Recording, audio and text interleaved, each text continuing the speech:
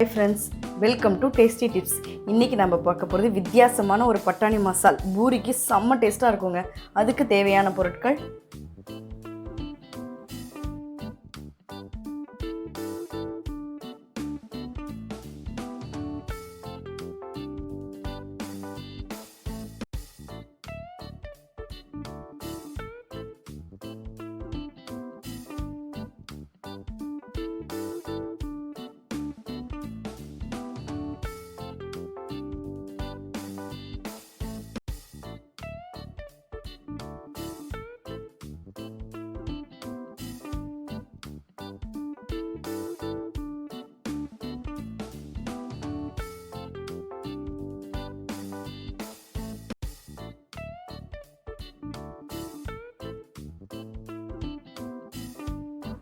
இப்போ நம்ம stove on பண்ணிடலாம். இப்போ நம்ம வந்து நார்மல் சன்ஃப்ளவர் ஆயில் தான் ஊற்றிடலாம். எண்ணெய் காஞ்சோன்னே எண்ணெய் பாருங்கள் சூடாயிடுச்சு. இப்போ என்ன போட போகிறோன்னா சோம்பு. இதை நான் எப்படி எடுத்துக்கேன்னா இந்த உரக்கல் இருக்குது பார்த்தீங்களா, இதில் நல்லா தட்டி 1-2 தட்டி எடுத்துக்கேன். அப்போ தாங்க இந்த மசாலாவுக்கு டேஸ்ட்டே கிடைக்கும். பாருங்கள், சோம்பு 1-2 ஃப்ரெஷ்ஷாக தட்டி போடணும். அதான் இந்த மசாலா வந்து ரொம்ப டேஸ்ட் கொடுக்குறதே. ஃபஸ்ட்டு சோம்பு போட்டு லைட்டாக ஃப்ரை பண்ணிக்கலாம்.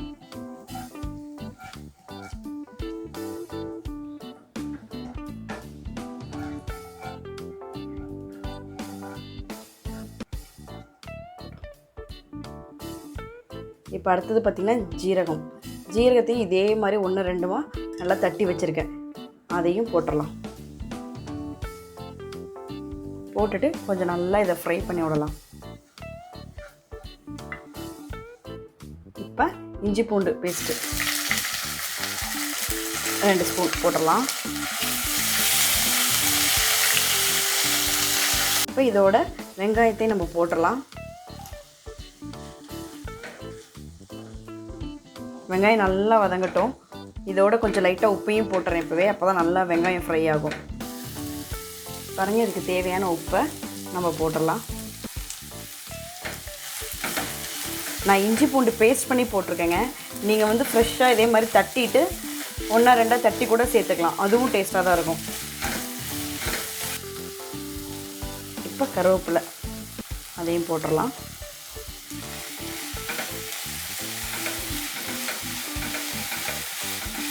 இப்போ இந்த ஸ்டேஜில் பச்சை மிளகா போட்டுடலாங்க.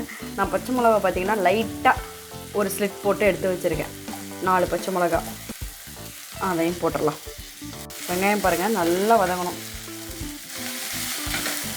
நல்லா ஒரு லைட் கோல்டன் ப்ரௌன் வர வரைக்கும் நல்லா வதங்கட்டும். ஒரு 1/4 டீஸ்பூன் வந்து மஞ்சள்தூள், மிளகாத்தூள் வந்து 3/4 டீஸ்பூன் வச்சுருக்கேன்.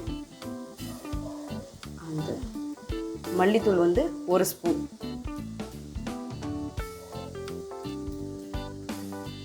அப்புறம் கரம் மசாலா வந்து 1 ஸ்பூன்.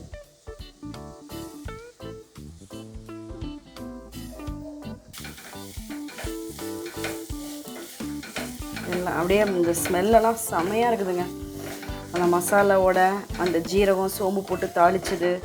இது ஆக்சுவலி என்னென்னா பானிபூரி மசால் மாதிரி இருக்குங்க. அந்த பூரிக்கு சாப்பிடும் போது 20 பூரி உள்ளே போனாலும் தெரியாது, டபக்குன்னு உள்ளே போயிடும்.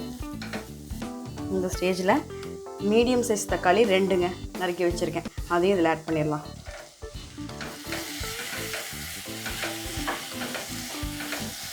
இது கொஞ்சம் நல்லா வதங்கட்டும், ஜூஸியாக அப்படியே வரும்.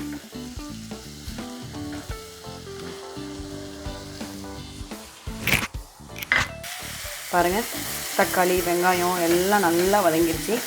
இந்த ஸ்டேஜில் நம்மளோட இந்த மசாலோட சீஃப் கெஸ்ட்டை இறக்க போகிறோம். யார்? பட்டாணி. இதை நல்லா நான் வந்து நைட்டே ஊற வச்சு வேக வச்சு எடுத்து வச்சுருக்கேங்க. பாருங்கள், தொட்டோன்னே இப்படி நல்லா அப்படி நசுங்கணும், அந்த மாதிரி இருக்கணும். இந்த பக்கத்தில் எடுத்துட்டிங்கன்னா தான் டேஸ்ட்டு நல்லாயிருக்கும். அங்கங்கே முழுசாகவும் இருக்கும். கொஞ்சம் லைட்டாக ஸ்மாஷ் பண்ணி வச்சுக்கலாம். இப்போ இதை ஆட் பண்ணிடலாம்.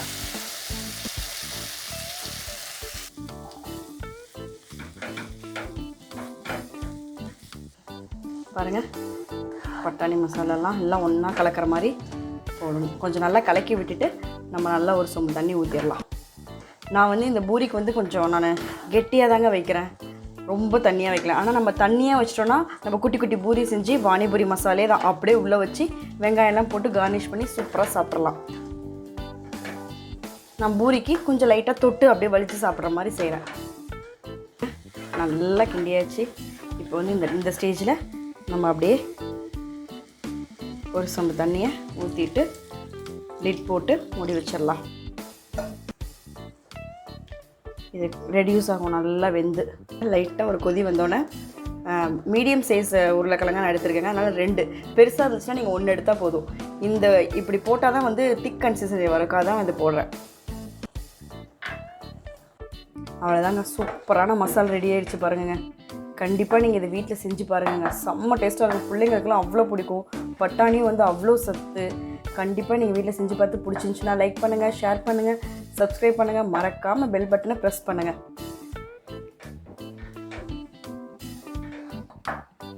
பாருங்கள் ரெடி ஆகிடுச்சு. இப்போ நீங்கள் வந்து என்ன பண்ணுறீங்கன்னா கொத்தமல்லி தூவிட்டு இறக்க வேண்டியதாக. இன்னும் ஒரு 2 மினிட்ஸ் வச்சுட்டு கொத்தமல்லி தூவி இறக்கிற வேண்டியதான்.